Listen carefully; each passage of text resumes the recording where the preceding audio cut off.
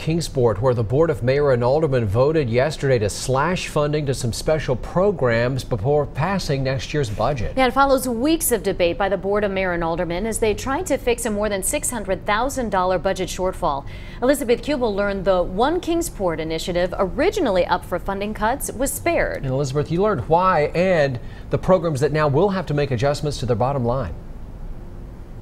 A majority of that 20% across the board funding cut impacts Kingsport Chamber programs. So we're talking about things like Move to Kingsport and Keep Kingsport Beautiful. Well, the Kingsport Chamber chairman told me today that's obviously not an easy pill to swallow, but he says that these cuts don't come as a complete shock and the programs that they're offering won't go away as a result.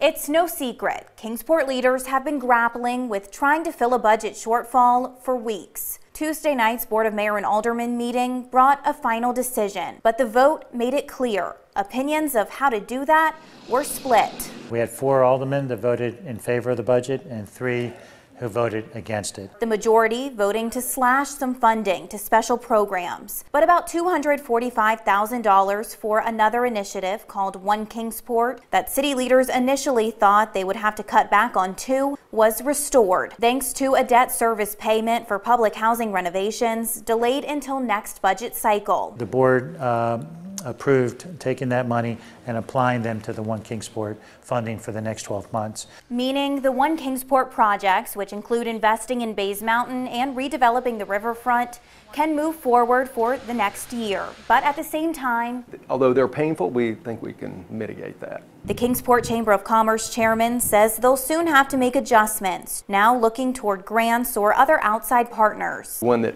I think a lot of folks really enjoy are the concert series, and that's administered through Visit Kingsport, and we're going to see a reduction in at least 1 or 2 of those concerts coming up in the next year. An issue they admittedly anticipated, and one the mayor made clear he didn't want to see. Still, why was it so important to continue funding the One Kingsport instead of allocating that money toward these special programs?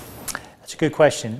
The One Kingsport projects are larger projects, I think they impact more people, possibly. And they're bigger projects that can help define our city. The board again did approve that final budget last night. It does not include a property tax increase. The budget takes effect on July 1st. Live in the Kingsport newsroom tonight, I'm Elizabeth Kubel, News Channel 11 in your corner.